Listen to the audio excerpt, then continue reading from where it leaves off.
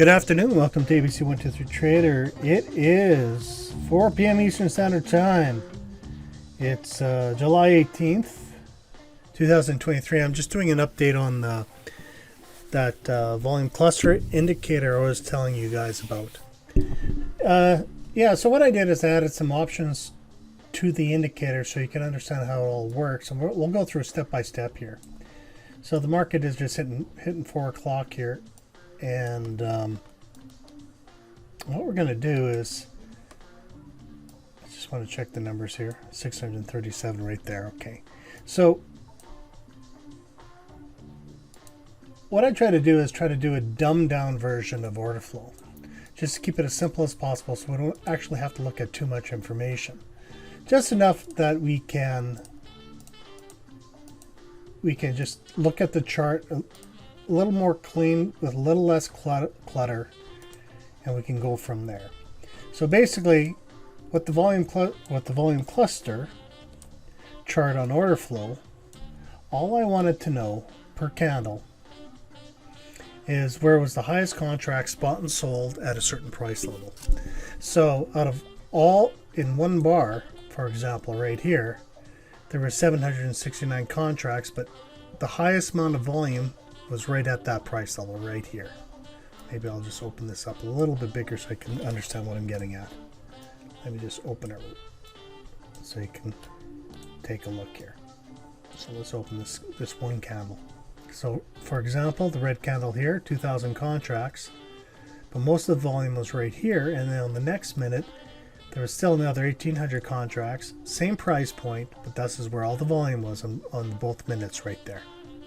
So what I wanted to know is, instead of looking every single number within the candle, which you have your volumetrics and everything from NinjaTrader, or if you use OFA or whatever you want to use, you can get a more in-depth approach. But I found out for myself, looking at it, it sometimes can trick you, or unless you're a really good order flow trader.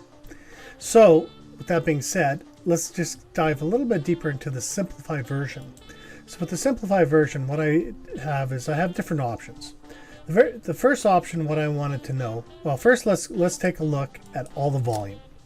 So I'm going to put I said let's look at our volume, and I'm going to have a filter of one. Means basically if it's one contract or more, I want to see what the numbers are on every bar. So as you can see, you have 246 here, 87, 126, 77, 93, etc., all the way through. So if you want to take a look at everything, just set it to 1, and you can go from there.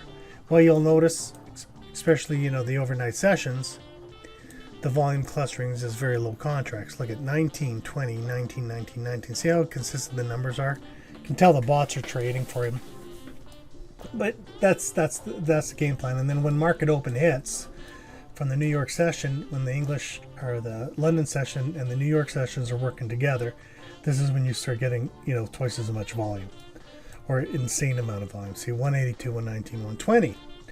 So looking at all these numbers is fine and dandy, but after a while, when you're looking at consolidation, you can start seeing there's 90, 80, 50, 70, 40. There's some numbers I really don't care about, so what I'll do is I'll switch the filter from a 1, and for now I'm just going to use 99 right now. Okay, so at 99, what will happen is you're going to see some high volume numbers of let's say 100 contracts or more, and then just a lot of dead space. Okay, market's going up, but it's dead space, and then you can see higher volume markings. There's your move from 11:30 on, etc., etc. So the next phase, what you can do is what I wanted to know.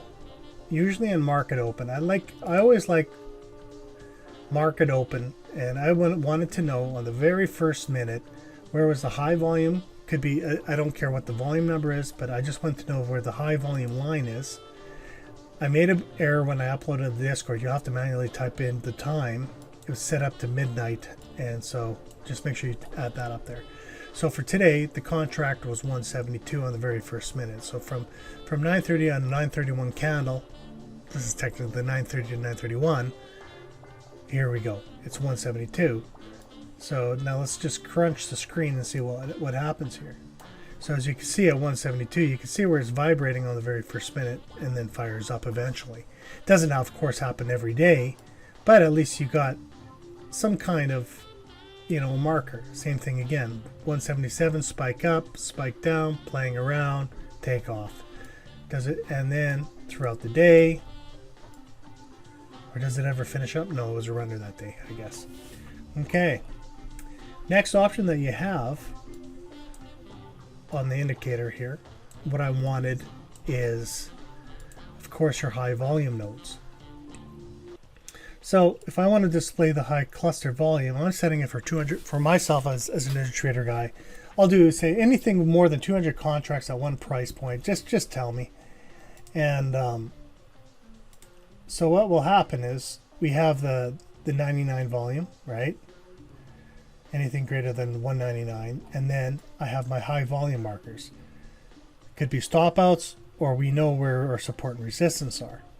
So I also added, for this series, I wanted to have aligned as well. And now, as you can see, first thing in the morning, the first 15 minutes, you can see all the high volume clustering just building up, building up, building up, building up. At the 172, hits down, hits the three markets for the last attempt right around 11:30, and off to the races we go for today. And then we get to a certain area, a high volume zone, another high volume zone. And remember, now what I'm going to do for fun is I just want to show you why there's a lot of high volume zones most of the time. Let's go to quarters here.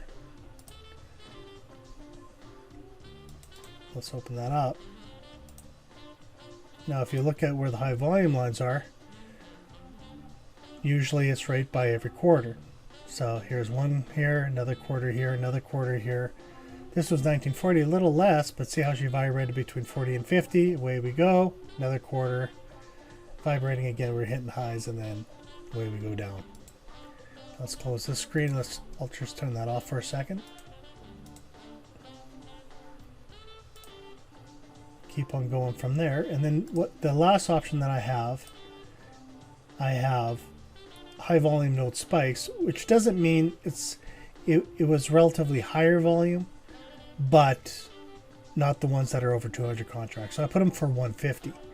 And so what you'll notice is for this one right here, what I like using it for many times is when you're getting stop volume. For example, this was quite high, you know, in the first half hour of the market, but see, as you can see, we hit the bottom volume of 182. So we could, if it was holding like that, this would be your retest value, or you know that's your low. And as you can tell, you have a lot of spikes just randomly going up and down until we broke off. And then again, once we're going there to test one more time, 199. Now if you look at the 156 here, I'm going to go F6 here so you can see this line. If I push this line between these two here, see how it's hitting the 123 here? There was only one high volume number and there was nothing else. 156 one more time. Within that zone, come down to 99. And this 99 line, of course, hit a high volume node. The bottom high volume node of 227 and a 185. So you got two reference points here, a couple reference points here. So you know they're playing within that zone. And that's all it is. But it works quite well. And you'll have to fine tune your numbers if you're trading other indices. The numbers I have set up on of course this indicator, most definitely the way I set up the numbers is for the NASDAQ. So you can try it out. It's on the Discord now. Like I said, with the time thing, you have to change it to the market open time. Other than that, just make sure you pinpoint your trades, trade safe, and you guys have a great day. Take care. Bye.